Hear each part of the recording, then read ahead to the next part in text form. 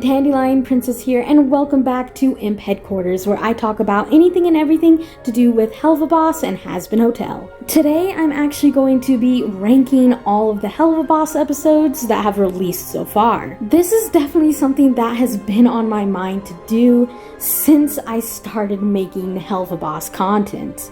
I figured it would be a great way to talk about the individual episodes that have already been out for a long time. And when I do review the new Helluva Boss episodes, I will add them to the ranks. I haven't fully worked out how that's going to work, if I'm just going to kind of do that at the end of my review videos, or if I'm going to have that be a separate thing that I do a little bit later after the episode. I just don't always like ranking things or rating them right after I see them, but that's for me to worry about later. I did go ahead and make my own little tier list. I have favorites, amazing, fun, standard, and not for me. It was honestly actually really hard for me to decide how to label these categories, just because I want to be clear and say that I love every episode. So I wouldn't say that I really have like a bad tier. So yeah, not for me is more so just if the episode just didn't resonate with me that much. Standard and fun are almost the same to me, because I think fun is a very key word for the series, and it could be used to describe pretty much all of the episodes. But enough rambling about that, and on to the actual episodes.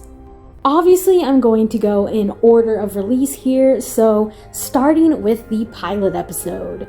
The pilot episode is the shortest of all the episodes, obviously, but 100% this pilot did an amazing job of setting up the characters, their dynamics to each other, and overall what to expect from the series. There are some really good lines in this episode. He appears to be in stable condition, but he'll need surgery. Now, what insurance provider do you freaks have? The fuck is insurance? And though it is very fast-paced, it definitely adds a lot of rewatch value to it. Also, the pilot did a really good job of setting up certain plot points. Even though not much of significance happened in the pilot, I think it did a really good job of setting up the plot of Blitz stealing the grimoire. Overall, I think the pilot is nice and sweet to the point, and it does serve as the perfect way to bring people into the series. If they don't like the pilot, they probably won't like the rest of the show. I am gonna go ahead and put the pilot episode in the standard tier, just because, like I said, not much happens plot-wise, so it definitely doesn't feel that substantial. Moving on to episode 1, Murder Family. Now, I know most people don't particularly like this episode a lot. I've definitely seen people not like the fact that Moxie has such a problem killing this lady. So many people argue that because he works for I.M.P, he should not be bothered by this as much as he is. But before I talk about anything else in this episode, I do want to counter that with this scene here. I've been meaning to follow up on our last little conversation regarding my grimoire. What did you just call me? My book, Blitzy. The book I was given to do my job that I have allowed you to use to do yours. I can hear you, darling. Shit. Anywho, I have been thinking. You know, I have been permitting you to access the mortal realm less than legally for some time now, but I do need it back to fulfill my duties. I was thinking, what if we worked out some kind of exchange? Favors for favors. This episode takes place fairly soon after Blitz stole the grimoire from Stolas. Though I definitely stand by the idea that I.M.P was formed before this, for various reasons, they never went to the living world before they got the book. Before Stolas's grimoire, they probably only killed other demons. Lesser demons such as other imps. I do think it was still mostly revenge-based. And they obviously weren't doing anything such as Stryker does, since there's no indication that they have any angelic weapons. This would make their clientele very limited. I have my own theories on what pushed Blitz to steal the grimoire, but ultimately I think he realized there was a much bigger profit to be had from going to the living world. Stolas's phone call definitely leads me to believe that Blitz hasn't even had the book for a full month yet. Though this isn't their first mission to the living world, they haven't been killing humans very long. That's the whole point. So Moxie being more hesitant is completely fine in my opinion. He's no stranger to killing, but he's much more used to killing those he knows are bad people. But that's just me. I mean, Moxie is my favorite character, so I'm gonna kinda defend him to the ends of the world. And yes, this episode definitely gets props for being more Moxie-centric. Now, I'm probably gonna say this about every episode, but this episode has great humor, and I actually do really like the setup of this family being just crazy demented. Watching the episode again, it's fun to see the little details that do actually clue you into this family not being what they seem. Also, I do actually like this client, at least more than a client that happens later on.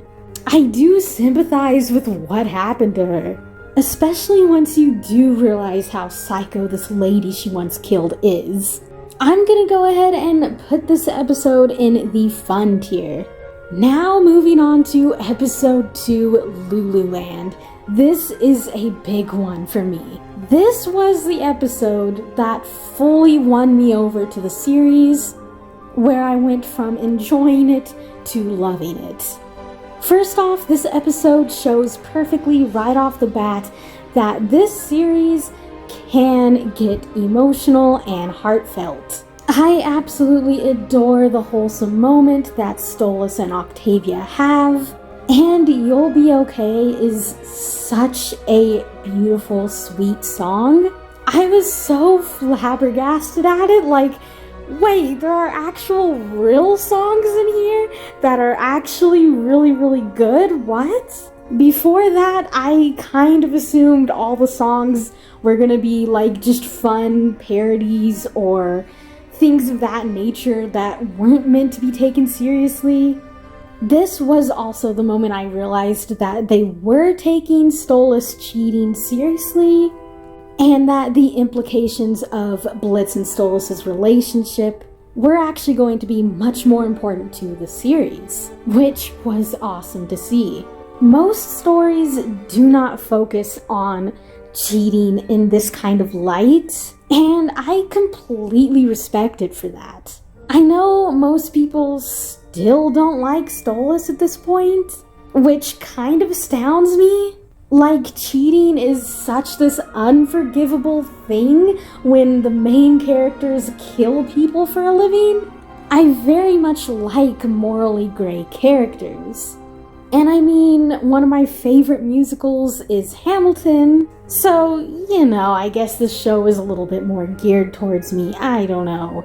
Anyway, I love seeing the implications of how it's affecting Octavia, and kind of learning a little bit more about Stolas, and showcasing why he is such a lovesick teenager was really cool to see. I also just like Loo Loo Land a lot. Fizzarolli is great. And even though Eminem don't really do much in this episode, I do like how this episode showcases their differences. Millie absolutely loving the theme park, and Moxie is just having the worst time ever. This also kind of alludes to the idea that these two haven't really known each other for that long yet. At this point, they haven't even been married for a full year yet. And I'm definitely a firm believer that Moxie and Millie got married very quickly. So I definitely think there's a lot that they don't know about each other. That may or may not cause problems later, who knows? Just seeing Moxie's reaction to kind of learning more about Millie was really interesting to see. I kinda low-key hope we get more moments like that. 100% this episode goes in favorites. It 100% stole my heart. On to episode 3, Spring Broken. Honestly, I really like how this episode opens for some reason. I don't know why. I just play the beginning part of this episode like a lot. Like I've seen this scene a lot. Just Blitz and everyone else driving to work. I love this song. You are a spicy little demon with a bleach blonde hair. Fiend for that demon with a touchless hair. Blood in the glove with oh, holy shit. Oh, you suck for life, do ya? I think it's hilarious to see him try to sing along to the radio.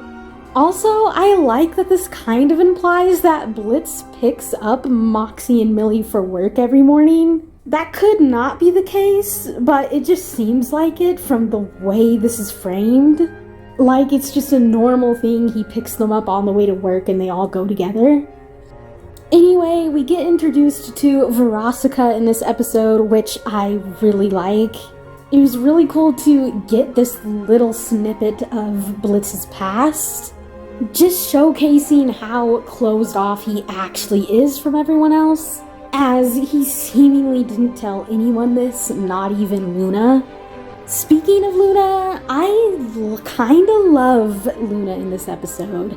I know a lot of people don't, and this is the start of their Luna hate, but I don't care. I think it was really sweet to see this kind of other side to Luna, this more goofy, insecure side to her. I also find it super interesting just to see how much more she knows about the grimoire and about the living world than the others seem to. Her actually knowing the spell to disguise herself properly is a really interesting detail. And I definitely think that this could be foreshadowing to her having a really good relationship with Stolas, and the two of them kind of bonding over magic.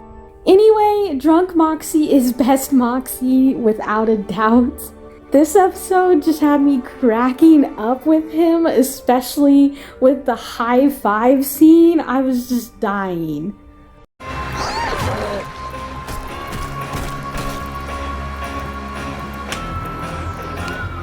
I know a lot of people thought the conflict of this episode being a parking space was pretty weak, but I definitely think it was executed perfectly, and it does showcase just how petty both Vivziepop and Blitz are. The fight between Blitz and Luna was super hard to watch.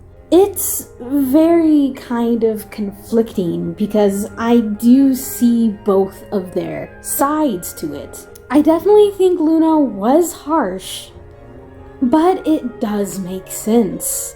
Neither of these characters are great at expressing themselves in the way they need to. Blitz wants the ideal father-daughter relationship, and that is just not going to happen with Luna. She's not lovey-dovey and clingy like he wants her to be. And his overbearing nature finally put her to her breaking point in this episode. And to be fair, you can see that Luna does feel guilty about what she said to him. She's just far too proud to admit it. Though I think this fight did stick with Blitz more than he lets on, neither of them are good with confrontation and emotions.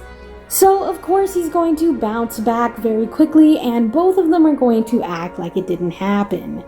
This episode really does make me want to see more of their relationship, and I do really like their dynamic.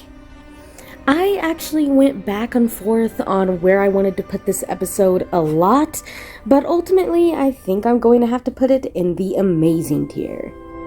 Moving on to episode 4, C.H.E.R.U.B. I have definitely seen a lot of people say this is the weakest episode out of all of them, and while it isn't my favorite by any means, I do still really enjoy this episode. It's really cool to kind of see a small glimpse into the heaven side of things. This is something that I definitely don't think we're gonna get a lot of with Helluva Boss. I think that is definitely going to be more of Has-Been Hotel's department. But regardless, it was super fun to kind of see I.M.P interact with the C.H.E.R.U.Bs. I definitely think this episode has some of the best slapstick humor in the series. Shit, is that a hell shake? That's possible. All right! Don't panic, Moxie! I'm not panicking because hellquakes don't happen. Stop getting hysterical, fatty! This episode completely feels like a nod to something like Looney Tunes or Tom and Jerry, and I really enjoy it for that. Small side note, I actually really like all the different costumes that the characters go through in this episode. I definitely want this to happen more often with these episodes, just seeing the fun ways they disguise themselves. I do want the characters to get actual human disguises at some point, but I think I'd be completely fine with that not happening for a while, to get at least a couple more episodes like this. I do really love the climax of this episode, as the fight scene just gets super fun and chaotic. And I mean, come on, this moment between Moxie and Millie is just pure gold. Definitely one of my favorite moments. I went back and forth on this episode quite a bit on debating whether I was going to put it in the fun tier or the standard tier, and ultimately I think I'm going to put it in the standard tier. Next up is episode 5, The Harvest Moon Festival. This one is a fun one. This episode introduces Stryker, and let me tell you, I kinda love Stryker. Everything from his design to the fact that he's voiced by Norman Reedus, he's just great. He's a psychopath, but I love him for it. I honestly really liked Blitz in this episode.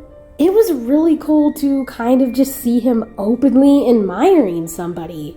Both Stolas and Moxie admire Blitz in their own ways, but this is the first time we really see Blitz take a liking to somebody so quickly. And of course, it only makes sense that it's Stryker. Stryker, of course, being manipulative, knows exactly what to say and do to get Blitz on his side immediately. Blitz isn't used to being praised for his accomplishments, so his respect for Stryker kind of goes through the roof immediately.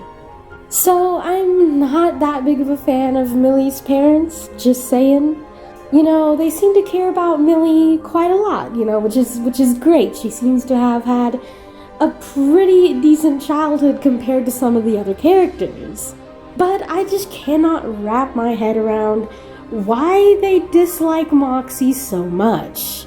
I get that Moxie and Millie probably eloped to get married because their parents were probably against it. So yeah, that probably didn't go over the best with them. But come on, Moxie pretty much worships the ground that Millie walks on. And I definitely felt bad for Moxie as he tried to compete to win the favor of his in-laws. What I did find interesting about this episode is just how it portrayed Moxie being so resilient. This isn't the first time the series has shown this to us, but this man can take a hit, which is practically the opposite of Millie, who is a bit of a glass cannon. Anyway, this episode really pops off at the end as Stryker's true intentions are revealed, and man, I have to say Stryker is the first character to come off as a genuine threat to the other characters. This man literally almost kills Moxie. And if Stryker wasn't such a psychopath, and didn't need to toy with his victims, he 100% could have killed Moxie. And I really did feel for Blitz when he did find out what Stryker was doing. He plays it off well, but you can definitely tell it was a big blow to him. Again, he already admired Stryker a lot. So seeing him turn against them messed with Blitz more than I think he lets on. Now, I don't think Blitz was entertaining the idea of teaming up with Stryker at all, but I definitely think that Stryker's words got to Blitz in a big way. But I'll go a little more into that in the next episode. I really liked the fight scene here. It is brutal in the best possible way. And of course, the episode ends with Stryker getting away, and we do get revealed who hired Stryker. This definitely made me more interested in Stella. Also, it cracks me up just how stupid she is for saying all this out loud at the table. Like, I just can't not laugh at that scene. And if it does somehow turn out that Stolas knew the whole time what was going on, I will kill over, trust me. I'm going to be putting episode 5 in the amazing tier. Now on to episode 6, Truth Seekers. Oh boy, there is a lot to unpack with this episode, and I don't even know that I'm going to touch on all of it. But I'm definitely going to do my darndest. Honestly, I did not expect this episode to go down the way it did. Even just the idea of Blitz and Moxie getting captured by humans wasn't really something I saw coming. I don't know, it didn't really cross my mind that what they're doing on the living world could have implications. But I do absolutely love that turn. It was honestly just really fun to watch Blitz and Moxie mess with the agents' heads. The banter in this episode was top notch. And even though the agents of Dork aren't necessarily threatening, the implications they had in this episode and that could be implemented later are definitely super interesting. And it's one of the things I'm most excited for going forward with this series. This episode definitely takes a very real turn when the agents decide to fill the room with truth gas. Both Moxie and Blitz have very different but very interesting hallucinations. Again, this was something I absolutely did not expect from this series, and I was just floored. I love the art style shifts that happen throughout this episode. Moxie's more Disney-esque look during his trip sequence was honestly really cool to see, and I do really love the song he gets here. It's possibly my favorite Moxie song. Moxie has to kind of confront these confused feelings he has towards Blitz. Obviously, he respects and admires Blitz even if he doesn't want to admit it. He very much values Blitz as a boss. But we finally get a little glimpse to just how much Moxie is affected by the way Blitz treats him. And of course, he finally calls Blitz out and stands up for himself a little bit. He still has a long way to go with his relationship with Blitz, but it is great to see him actually admit that Blitz is his friend despite everything. Blitz, on the other hand, has a much harder time with his hallucination. He gets confronted with his own demons from the past. This hallucination definitely kind of made Blitz confront his issues with his love life more than anything else, as we didn't see characters like Luna or his parents. We see Veronica, who is of course his ex. We see Fizzaroli, who is of course a childhood friend of Blitz. It's not confirmed yet if they were actually ever more than friends, but it's pretty clear even if they weren't, that Blitz did have feelings for him at some point. Then we have Stryker, who of course he did really admire even though they barely knew each other. Stryker did make a bit of an impact with him. And then Moxie, who Blitz definitely seems to have an infatuation with. He jokes about it, but I think there is a little bit more there internally. Honestly, I think Moxie reminds Blitz a lot of Stolas. Moxie and Stolas have a lot in common. And of course, Blitz wants what Moxie and Millie have. And of course, we can't forget the owl of the hour, Stolas. I love everything about Blitz's trip sequence. It is just so intense, and the amount of visual storytelling is just through the roof. The fact that Blitz's heart tattoo is broken until he gets to Stolas. I also adore the motif that the feathers Stolas is being fanned with are designed after Stella's feathers. His hallucination taps on his rawest insecurity, his fear of being alone. You're going to die.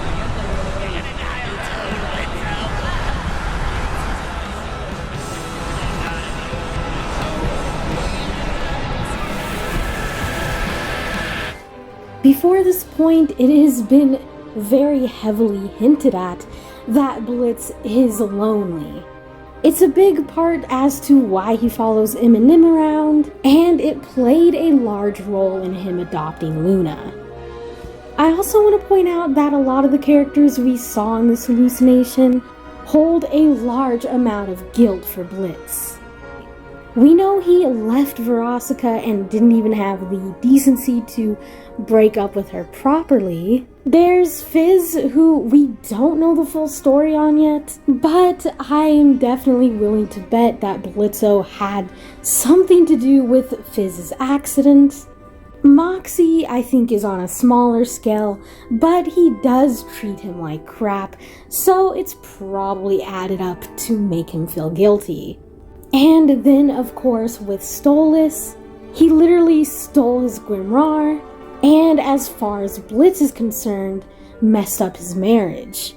Topped with the fact that he also treats Stolas like crap, similarly to Moxie.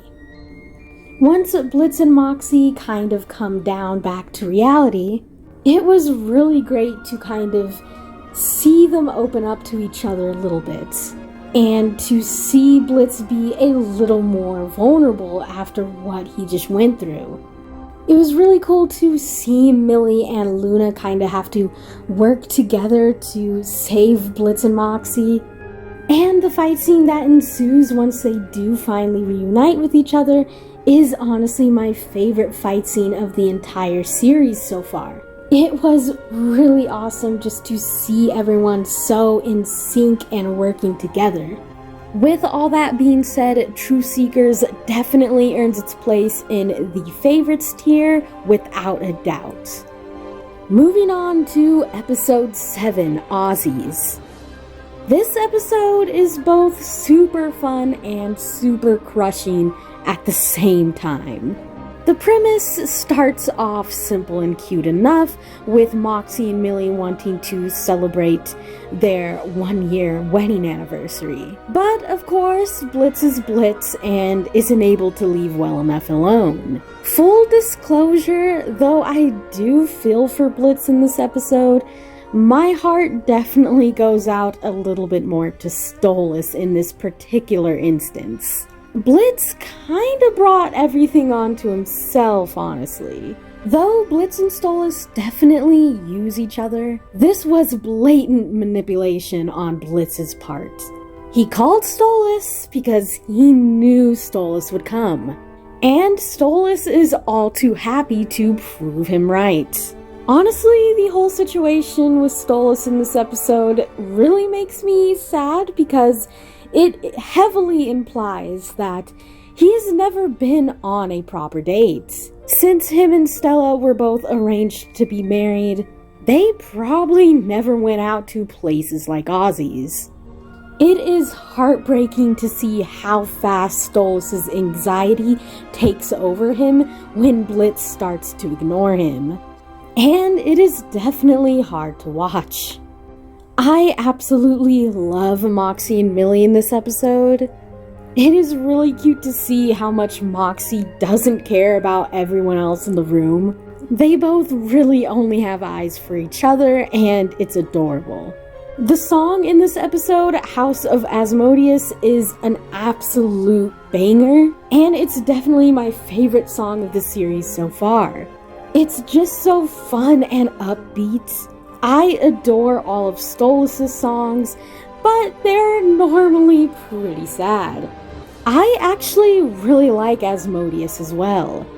He's not downright hateful or malicious. He doesn't automatically kick Moxie out when nobody likes his song.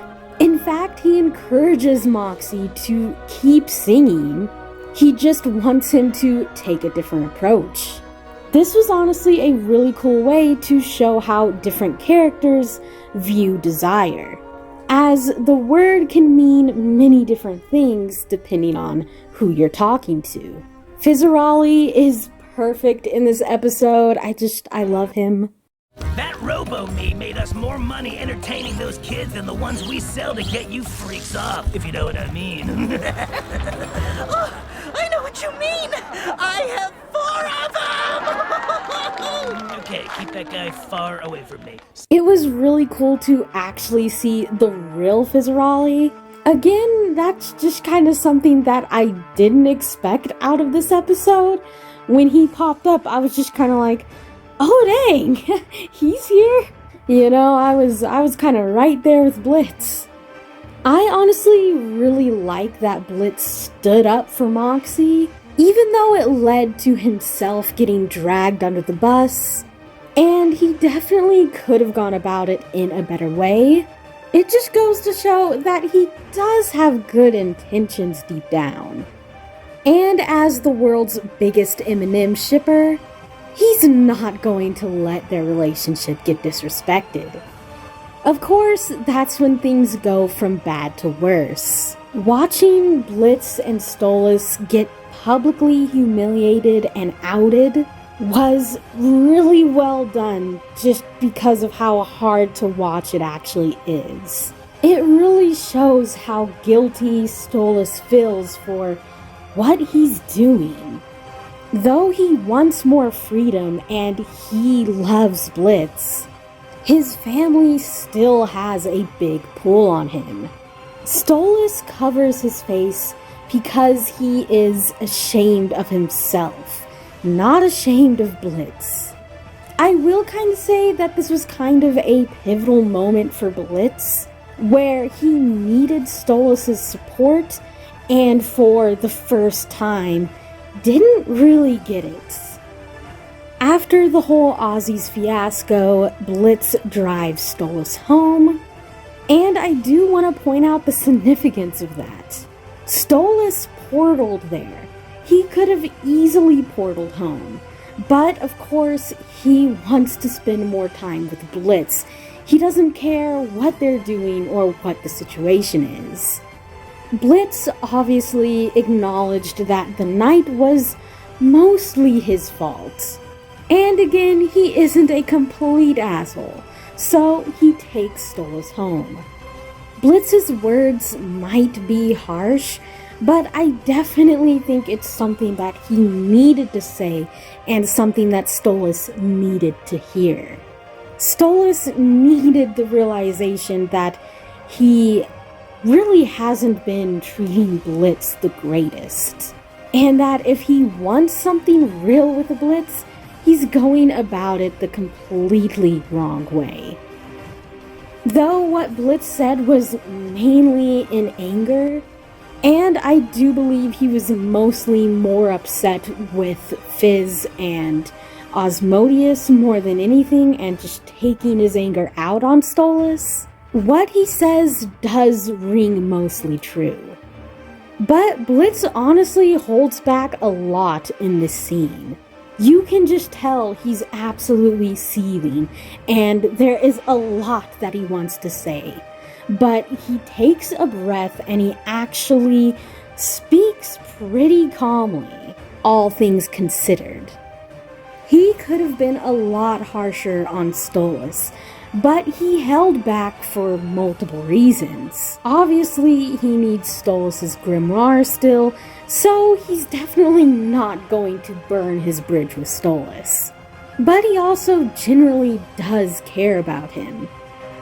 Honestly, I love how Stolas reacts to Blitz's little outburst. He just kind of takes it in and acknowledges it and even bows to Blitz by the end. He doesn't try to argue the point. I honestly think he really admired Blitz in that moment for being so honest and blunt. This episode was such a roller coaster. I absolutely have to put it in the favorites tier.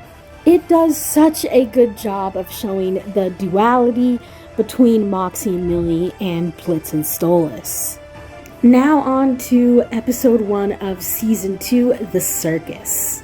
If the last episode was an emotional roller coaster, this episode definitely is. Now, I know this episode is actually pretty divisive among a lot of people. Some people claiming that this episode retcons Blitz and Stolas' relationship in some ways, but for me, I really don't think it does. In fact, I think this episode perfectly clears up a lot of things. Blitz and Stolas meeting when they're kids makes Blitz stealing the grimoire make a lot more sense. Since they did know each other a little bit, Blitz obviously felt a bit more confident stealing the book, and it perfectly explains why he even knows about the grimoire in the first place. It makes sense from Stolas' end too, since he already got super attached to Blitz from a very young age. He pretty much lets Blitz run off with the book without any repercussions. We have to bear in mind that Stolas is super powerful, so stealing anything from him, let alone one of his most prized possessions, is a very risky thing. We do finally get to see both Stolas and Blitz's fathers in this episode, and I honestly really like the way they're both portrayed. They're horrible fathers. Neither one of them cares about their son in the slightest. But the show is still able to present them in a pretty likable way. I mean, this scene never fails to make me laugh. Also, son, you are destined to sire a precautionary addition to the Goetia family, so you are now engaged. Congratulations. Isn't she charming? Oh, that's an ugly noise, son. Here, how about you cease this bitch crying? Honestly, it was really fun to just get a tiny glimpse into their childhoods, especially Blitz. It was so cool to kind of see him try to perform, and even though he makes a fool of himself, he keeps trying. I also really like the little dynamic they set up with Blitz and Fizzarali in this episode. Their relationship is definitely one I am eager to see more of in this series, as their friendship seemed to be made more out of necessity than anything else. Fizz was friends with Blitz because Blitz was there.